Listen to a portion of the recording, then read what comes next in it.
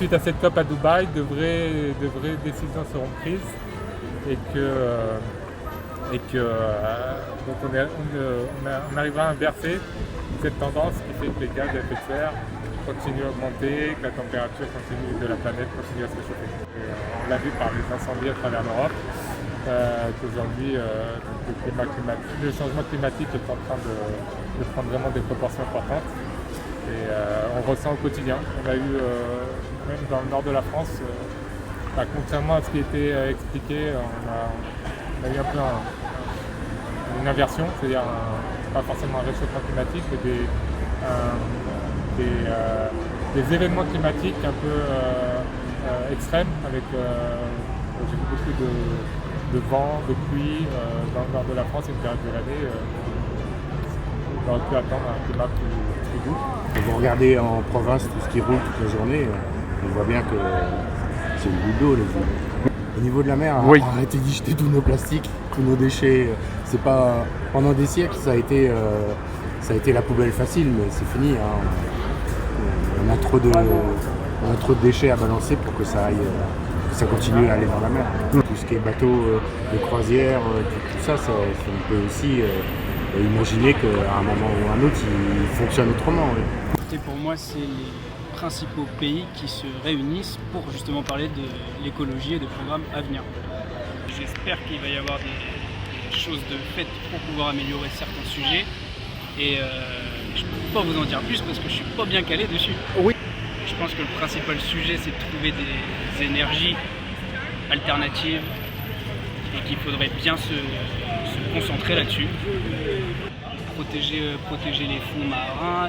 Un exemple, par exemple, si on fait un champ d'éoliennes en pleine mer, il faut bien comprendre que oui, il y a l'énergie du vent qui est gratuite, mais ça a un impact aussi sur le milieu de la mer. Et je pense que si on cherche d'autres énergies, il ne faut pas que ça impacte sur le reste. Qu'est-ce que je souhaite? Qu'on essaie de chercher des solutions et qu'on voit des choses concrètes. L'Allemagne qui a décidé de retirer la majorité de ses centrales nucléaires, mais on a vu que c'était pas forcément le meilleur choix. C'est la prochaine grand rendez-vous de tous les pays pour faire face à ce danger pour toute l'humanité, pour toute notre planète, concernant le réchauffement climatique et la responsabilité des États, mais aussi de tous les citoyens, pour faire en sorte que notre planète puisse être toujours vivable. Donc c'est vraiment très important. Ce qu'on souhaite, c'est que ça soit pas simplement des grands rendez-vous où on fait des grands discours, etc., mais que ça soit suivi effectivement de mesures qui soient probablement beaucoup plus contraignantes pour les gros pollueurs de la planète que ça l'ait été jusqu'à présent. Par exemple, les grandes multinationales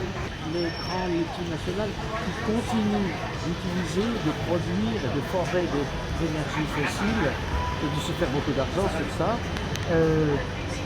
là, il devrait y avoir des enfants là plus besoin. Parce que tout le monde sait, ça a été prouvé, archi prouvé, que les consommations d'énergie fossile sont un des éléments dramatiques de l'augmentation du réchauffement climatique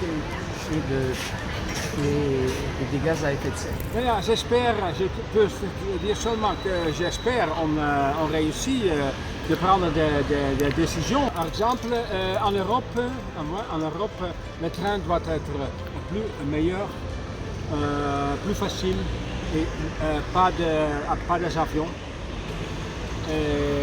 Par exemple,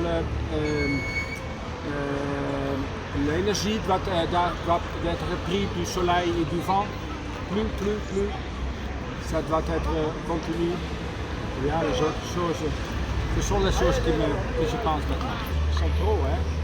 Les bicyclettes sont bons et les autos doivent être naturellement électriques. C'est pas vraiment une solution, hein. Parce que ce sont des batteries, c'est aussi énergie, hein. Et tout le monde fait maintenant électrique. Pas seulement les autos, ceux qui peuvent payer, mais aussi les bicyclettes. Et, ah, ja, oké, pour ceux qui ont besoin de